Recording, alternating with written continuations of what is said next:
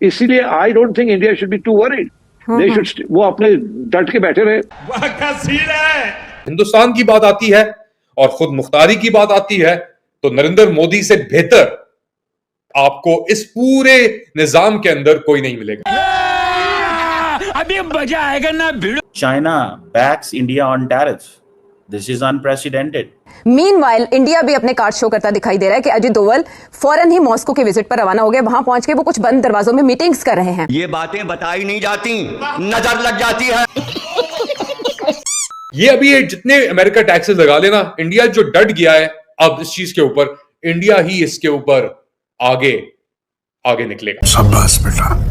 Narendra Modi received a phone call from the President of Brazil. The President of Brazil wants a joint statement from the BRICS Union of Nations on the Trump tariffs. Brazil के vice president जो हैं वो अक्टूबर में India आ रहे हैं। हमारे मतलब आपको मत सिखा। मगर इंडिया की खुद मुख्तारी जो है वो बिल्कुल चाइना की तरह ही है। और ये खुद मुख्तारी का अब जो मेरे ख्याल से बेस्ट रिप्रेजेंटेशन जो दी जा रही है मोदी सरकार की तरफ से, वो ट्रंप की जो बुलियिंग टैक्टिक्स हैं और टैरिफ्स हैं उसका मुकाबला करते हैं। कोई बात मानने के लिए तैयार नहीं है डोनाल्ड ट्रंप की। पाकिस्तान में डॉलर का बढ़ता हुआ बुहरान। जी हां, पाकिस्तान में डॉलर की कीमत काबू में नहीं आ रही। ये क्या हो गया? पाकिस्तान में डॉलर की कीमत काबू में नहीं आ रही। और फिर ये भी खबरें आ रही हैं कि कुछ चीजें इवन अमेरिका खरीद रहा है। मैं ये समझता हूं कि ये एक टेम्पररी फेज है। जिस दिन यूक्रेन में सेटलमेंट होती है बिटवीन पुतिन एंड ट्रंप, उस दिन इंडिया से प्रेशर हट जाएगा। जिस तरीके से उसने अपनी खुद मुख्तारी दिखाई है, इकोनॉमिक इंडिपेंडेंस दिखाई है इस पूरे सिलसिले में, मरहले के अंदर, no doubt about it. India ने अभी तक रेजिस्ट किया। अमेरिका कोशिश कर रहा था कि आप हमें डायरेक्ट एक्सेस दें, खुली एक्सेस आप हमें दें इस पूरी चीज के अंदर कि हम आके आपको अबे जल्दी बोल, कल सुबह पनवेल निकलना है। आपकी मार्केट के अंदर भी एंटर करें, आपकी एग्रीकल्चर सेक्टर के अंदर भी एंटर करें, मगर इंडिया ने अपने आप को उस तरीके से बचा के रखा और कहा कि हम आपको एडिशनल ये ड्यूटीज और टैक्सेस की इजाजत नहीं दे सकते।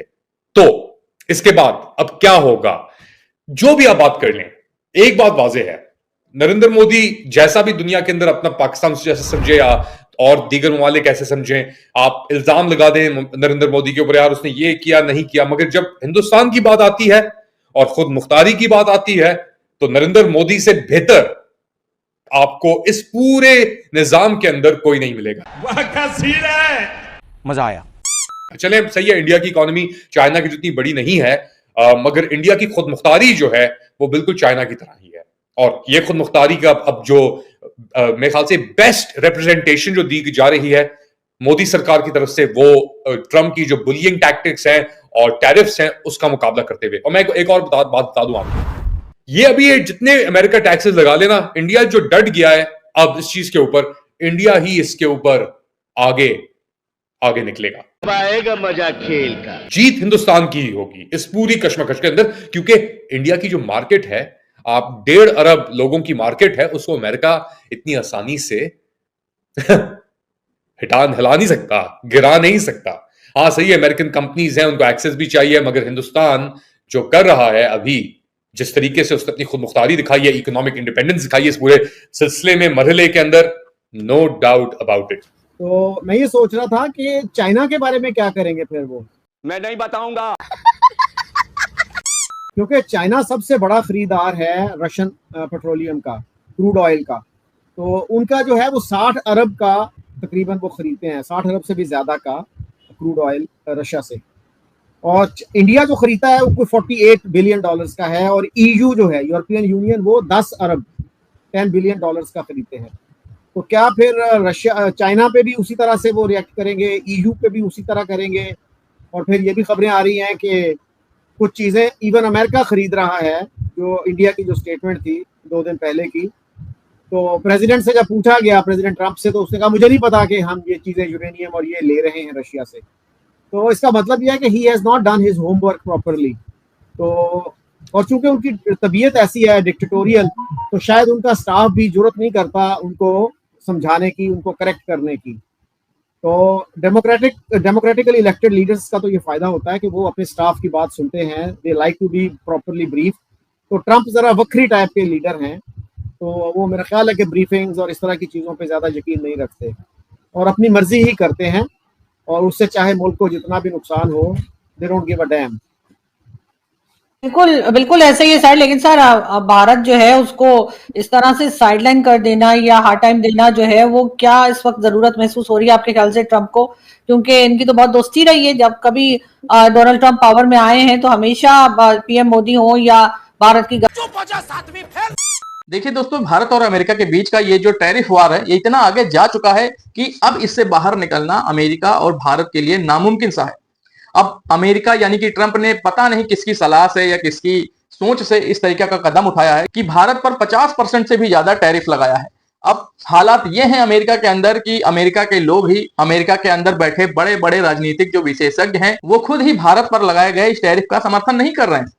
और ट्रंप के अपोजिट में जितने भी नेता हैं, विपक्ष के नेता हैं, वो तो सपोर्ट कर ही नहीं रहे और ये भी सलाह दे रहे हैं कि भारत जो हमारा इतना विश्वसनीय दोस्त है, फ्रेंड है, और बहुत लंबे समय से अमेरिका और भारत की जो दोस्ती है वो दुनिया में फ्रेंडशिप का भी प्रतीक रही है, और उन रिश्तों के बीच में अब ये ट्रंप का जो टैरिफ वार है, टैरिफ नीति है, ये अब खटास डाल रही है।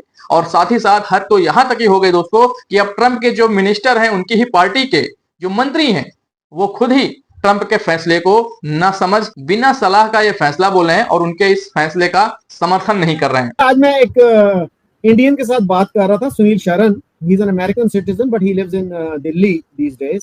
तो वो ये कह रहे थे कि बड़ी वजह शायद नाराजगी की ये है कि इंडिया ने प्रेसिडेंट ट्रंप की जो नॉमिनेशन है as a Nobel prize candidate, उसको सपोर्ट नहीं किया, तो उसका शायद वो बुरा मान गए हैं।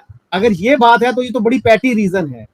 तो नोबेल प्राइज का तो उन्होंने खुद भी कह दिया था कि ये सिर्फ लिबरल लोगों को मिलता है और वो अपने आप को लिबरल नहीं समझते। तो अब जो है, जैसे मोहित पीरजादा ने कहा था कि भाई काफी हो गया, अब रियलिस्टिक डैमेज असेसमेंट दें, ऑनेस्ट जो है असेसमेंट दें कि क्या नुकसान आपका हुआ, क्या दूसरी साइड का नुकसान हुआ।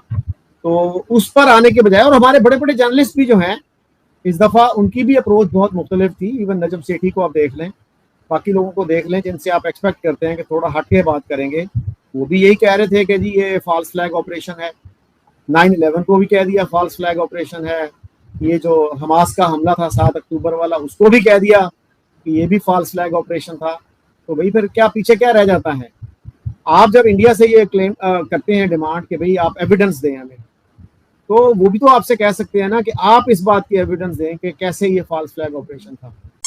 देखिए दोस्तों, जब से अमेरिकी राष्ट्रपति डोनाल्ड ट्रंप ने भारत पर जो ये 50% का टैरिफ लगाने का फैसला किया है, अब ट्रंप भले ही इतना भारी भरकम टैरिफ भारत पर लगा करके उनसे ट्रेड डील का दबाव बनाने का अगर प्रयास भी करते हैं, लेकिन उससे दोस्तों फायदा क्या कि ट्रंप के इस फैसले का जो समर्थन है वो उनके देश के ही लोग नहीं कर रहे हैं। देश की तो बात छोड़िए, उनके ही पार्टी के लोग नहीं कर रहे हैं, और साथ ही अमेरिका के जो राजनीतिक विशेषज्ञ हैं और जानकार हैं, वो भी इस फैसले का विरोध कर रहे हैं और भारत और अमेरिका के बीच की दोस्ती और ट्रेड पर एक बहुत बड़ा खतरा बता रहे हैं। अब ट्रंप ने दुनिया में जो ये टैरिफ वार छेड़ी है, उससे न जाने कितने अमेरिका के जो बहुत ही भरोसेमंद दोस्त थे, वो भी छोड़ के चले जा रहे हैं, और अमेरिका के उन भरोसेमंद दोस्तों में से भारत एक है। तो दोस्तों, आने वाला समय ऐसा होगा कि अमेरिका जो है वो अपने खुद ही इस टैरिफ के जाल में फंसेगा और दुनिया से अलग थलग पड़ जाएगा। तब समझ में आएगा ट्रंप को और अमेरिका को, तब समझ में आएगा कि ये जो फैसला है ट्रंप का, वो अमेरिका के लिए बेहतर नहीं है और अमेरिका के लिए ही नुकसानदायक है। तो दोस्तों, आज का वीडियो यहीं खत्म करते हैं और मिलते हैं ऐसे किसी एक और नए रिएक्शन वीडियो में। तब तक के लिए आप सभी अपना बहुत ख्याल रखें। नमस्कार।